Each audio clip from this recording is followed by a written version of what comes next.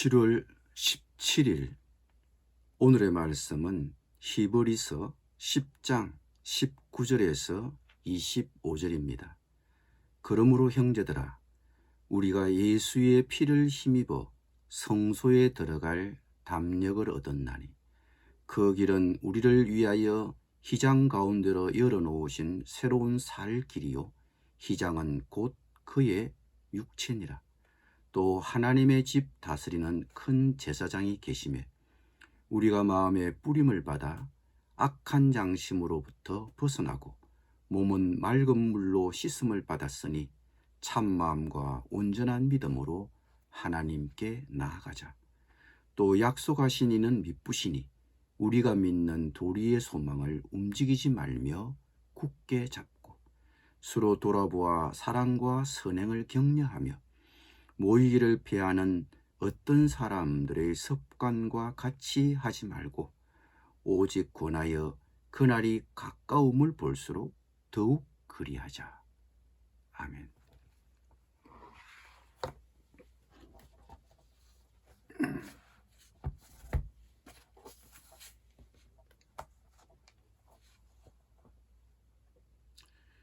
오늘 본문부터 저자는 그리스도 안에서 영원한 제사함을 얻은 신자의 생활에 대한 실제적인 교훈을 하고 있습니다. 한마디로 오늘 본문은 하나님께 나아가라고 권면합니다.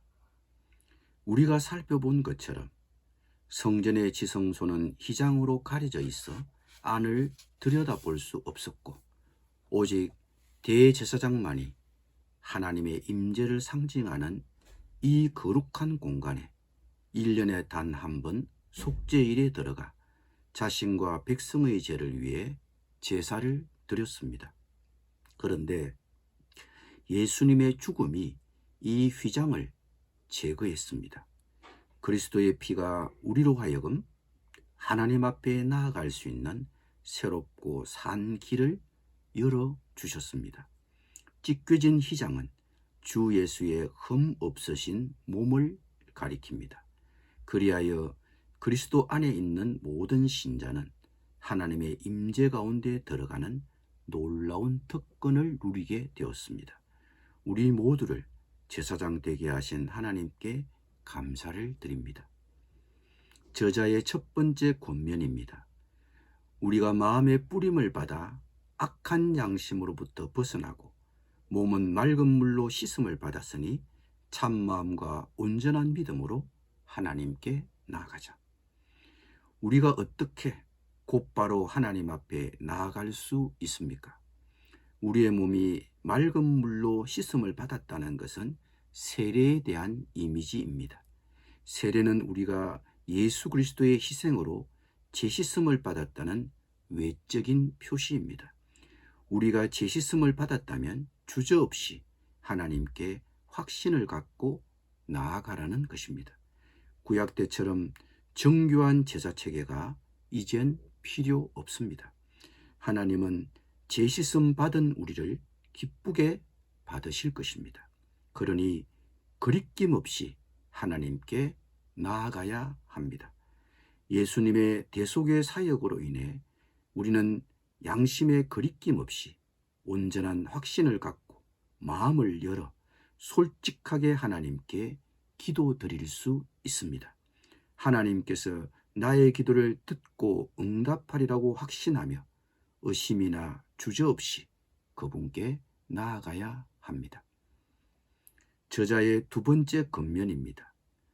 또 약속하신 이는 미쁘시니 우리가 믿는 도리의 소망을 움직이지 말며 굳게 잡고, 우리가 믿는 도리의 소망을 신실하게 흔들림 없이 받아들일 것을 저자는 권면합니다. 우리에게 여전히 우리가 믿는 도리에 대해 어떤 의심과 의문을 가지고 있습니까? 저자는 권면합니다. 믿음이 성장하고 그러한 의심과 의문을 극복하고 하나님과 점점 더 깊어지는 관계를 가지라고 하는 권면입니다. 그것은 우리의 신앙에 대해 박해와 핍박이 올 때도 마찬가지입니다. 그것을 극복하고 우리가 믿는 도리의 소망을 붙잡고 흔들리지 말라는 것입니다. 왜요? 약속하신 이는 미쁘시기 때문입니다. 예수 그리스도를 통해 우리와 언약을 맺으신 하나님은 하나님을 신뢰할 수 있기 때문입니다. 하나님의 성품에 대한 확신은 우리의 의문과 의심, 박해와 핍박도 극복하게 하는 것입니다. 그러므로 우리는 믿는 도리의 소망을 움직이지 말고 굳게 잡아야 합니다. 저자의 세 번째 권면입니다. 서로 돌아보아 사랑과 선행을 격려하며. 신자로서 우리는 서로 격려하고 서로 응원할 수 있어야 합니다. 성도의 교제, 성도의 코이노니아는 그래서 중요합니다. 우리는 코로나를 오랜 시간 겪으면서 이 성도의 교제를 잃었습니다. 이 교제의 부재로 인해 신앙에 정착하지 못한 많은 어린 신자들이, 위기 가운데 있는 성도들이 신앙에서 많이 탈락하거나 실족했을 가능성을 짐작해 볼 수 있습니다. 그리스도인으로서의 인내는 나 혼자만으로 되지 않습니다. 공동체의 노력이기도 합니다. 이런 성도의 코이노니아, 교제와 격려는 함께 있을 때 가능합니다. 그러므로 저자는 추가적으로 이렇게 권면합니다. 모이기를 피하는 어떤 사람의 습관과 같이 하지 말고 오직 권하여 그날이 가까움을 볼수록 더욱 그리하자. 모여야 서로 교제하고 모여야 서로 격려하고 응원할 수 있습니다. 이 모여야 하는 의무를 소홀히 하지 말라고 저자는 강력히 경고합니다. 모이기를 피하는 어떤 사람들의 습관과 같이 하지 말고 오직 권하여 그날이 가까움을 볼수록 더욱 그리하자. 그리스도인의 교제를 소홀히 하지 마십시오. 어려운 때일수록 모여야 하고 문제가 있을수록 모여야 합니다. 때로 성격상 모이기를 피하는 분들이 있습니다. 또 어떤 분들은 모임에서 상처를 받아서 모임 자체에 부정적인 분들도 있습니다. 또 서로 사는데 바쁘기도 합니다. 그러나 우리는 이런 어려움이나 환멸이나 분주함으로 모임을 멀리하는 핑계를 대지 않도록 해야 합니다. 또 그런 것들이 습관으로 굳어지지 않도록 조심해야 합니다. 저자는 오직 권하여 그날이 가까움을 볼수록 더 모이자고 권면합니다.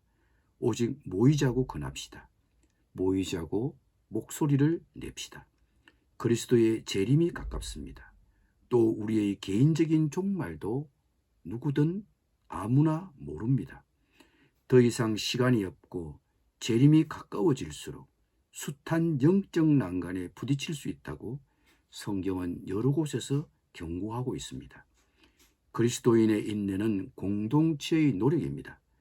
우리는 서로에게 배우고 믿음을 새롭게 하여 주님 안에서 서로 격려하며 서로 힘을 주고받아야 합니다. 그러려면 모여야 합니다. 만나고 서로 격려하는 일에 노력합시다. 오늘 내가 돌아보아야 할 사랑과 선행을 격려해야 할 교훈은 없을까요? 기도드리겠습니다. 주님, 그리스도 안에서 영원한 제사함을 얻게 하심에 감사드립니다. 히브리서 저자의 권면처럼 그리스도의 피에 힘입어 담대히 주저없이 하나님 앞에 나아가게 하옵소서. 우리가 믿는 도리의 소망을 신실하게 흔들림 없이 굳게 붙잡게 하옵소서. 모이게 하옵소서. 어려울수록 바쁠수록 핑계대지 말고 서로 모여 주의 신앙으로 서로 격려하고 서로 붙들어 우리의 인내를 이루어가게 하옵소서. 예수님의 이름으로 기도드립니다. 아멘.